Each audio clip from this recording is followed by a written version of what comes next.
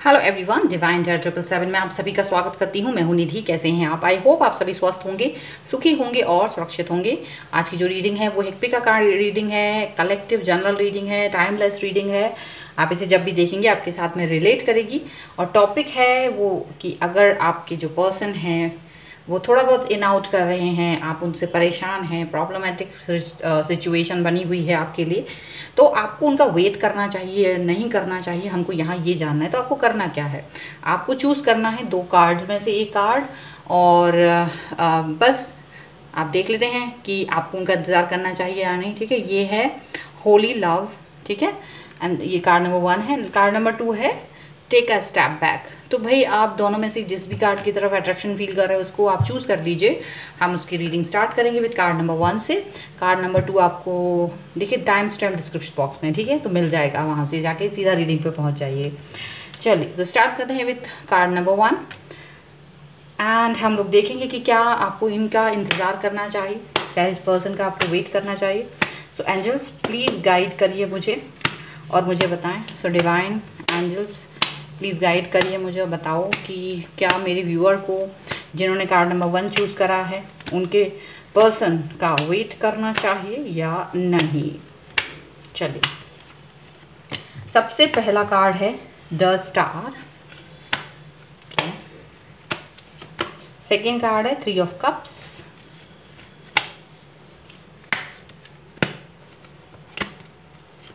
Here is king of cups.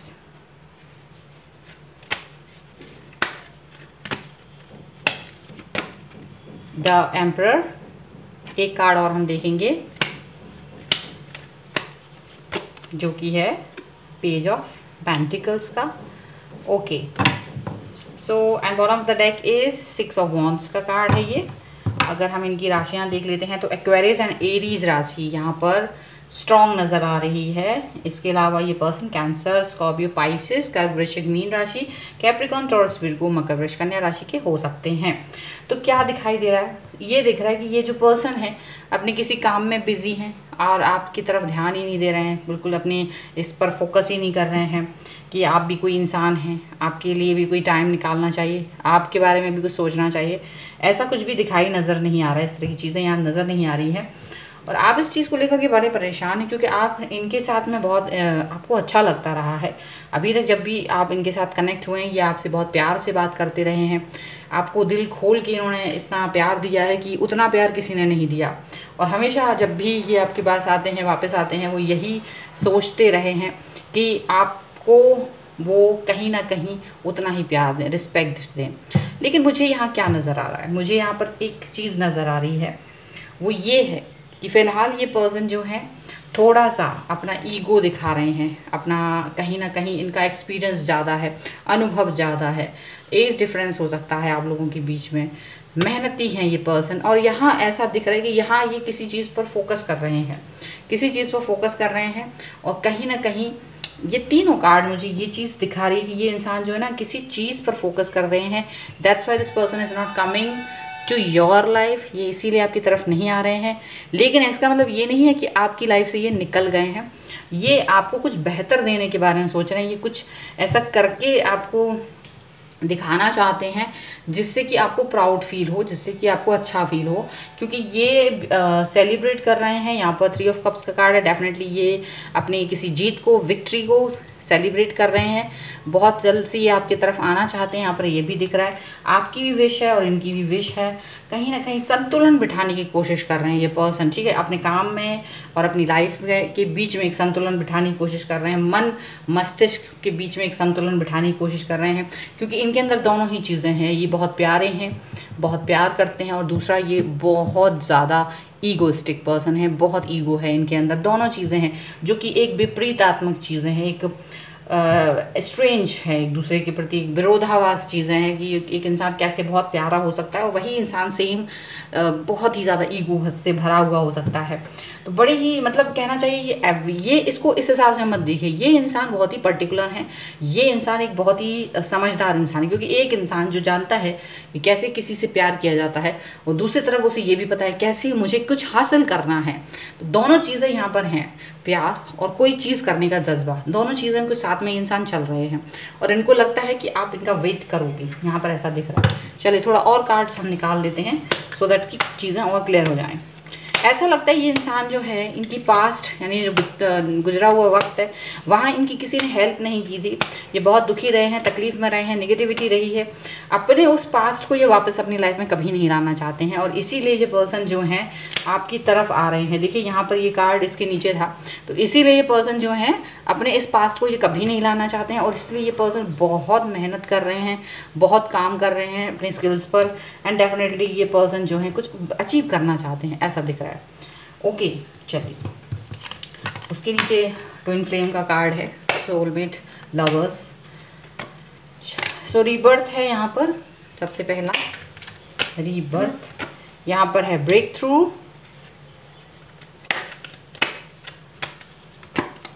Politics, यहाँ पर है slowing down and here is possibilities. और बॉटम ऑफ द डेक अगर हम देखेंगे तो है द क्रिएटर।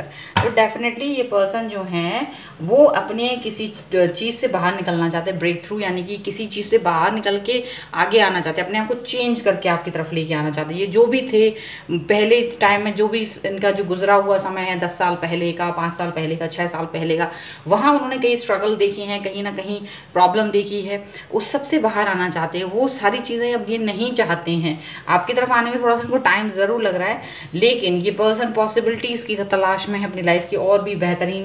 पॉलिटिक्स यहाँ का कार्ड जो आया है तो वो यहाँ ये भी दिखा रहा है कि ये पर्सन जो है थोड़ा सा पॉलिटिकल लगते हैं, इसीलिए क्योंकि बहुत प्यारे हैं और बहुत ईगोइस्टिक हैं, तो लोग इन्हें पॉलिटिकल भी सोचते हैं कि ये बहुत ही पॉलिटिकल पर्सन है, पॉलिटिक्स खेल लेते हैं। पॉलिटिक्स इनको पता है किससे प्यार से बात करना है, किससे काम करवाना है, कैसे काम करवाना है, सब जानते हैं। यहाँ पॉसिबिलिटीज़ दौड़ रहे हैं ये अपनी लाइफ को और बेहतर बनाने के बारे में। डेफिनेटली ये पर्सन आपकी तरफ आना चाहेंगे। आप इनका अगर इंतज़ार करते हैं तो ये पर्सन आपकी तरफ आके ज़रूर मिलेंगे, क्योंकि ये पर्सन आपके लिए फील करते हैं। लेकिन जब ये काम में होते हैं तो ये सिर्फ काम के लिए फील करते हैं, जब ये आपके साथ होते हैं तो सिर्फ आपके लिए फील करते हैं। यहाँ पर ऐसी चीज़ें साफ साफ नज़र आ रही हैं। ठीक है, तो ये है आपके पर्सन की रीडिंग।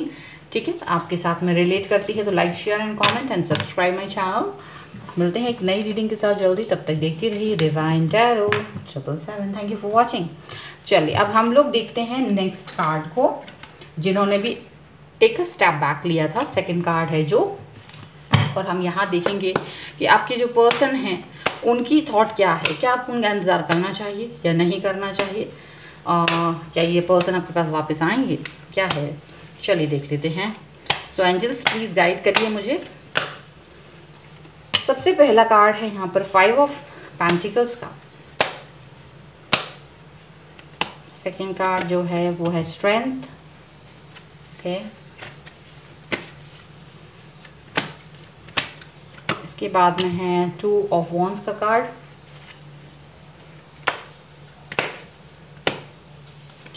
हियर इज द फूल।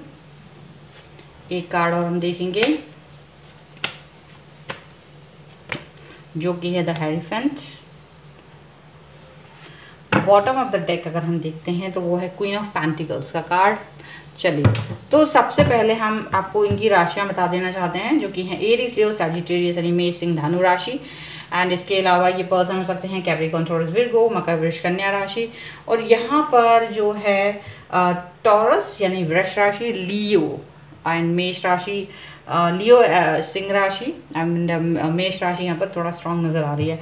अब आपके पर्सन क्या सोच रहे हैं यहाँ पर ऐसा दिख रहा है। देखिए इनकी लाइफ में क्या ज़रूरी है, इनको जो है पैसे की बहुत इंपॉर्टेंस समझते हैं, काम को लेकर के ज़्यादा फोकस रहते हैं, अपने आप को कुछ करके मतलब यहाँ पर दिखाना चाहते हैं। मुझे ऐसा लगता है कि इनकी लाइफ में राइट नाउ प्रॉब्लम चल रही है, क्राइसिस चल रहा है, जॉबलेस हैं शायद, या इनकी हेल्थ वाइज कुछ प्रॉब्लम है और उस सब की वजह से ये परेशान हैं, ऐसा दिखाई दे रहा है, ऐसा लग रहा है।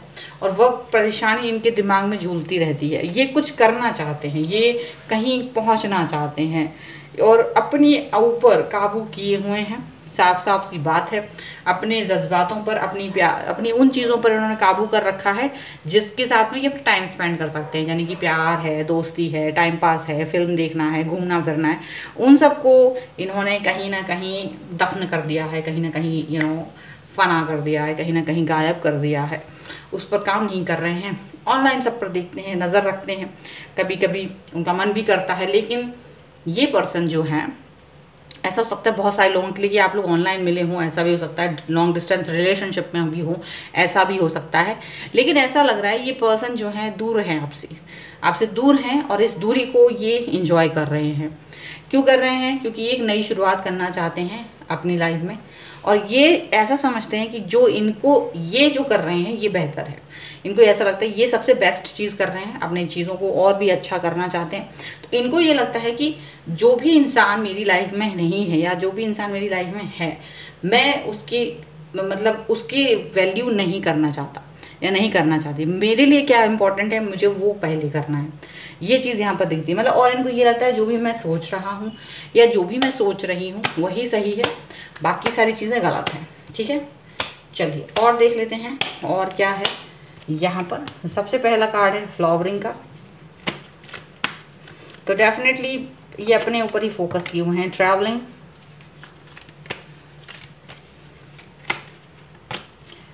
And conditioning,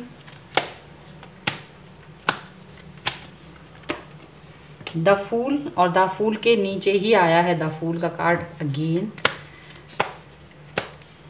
and here is abundance,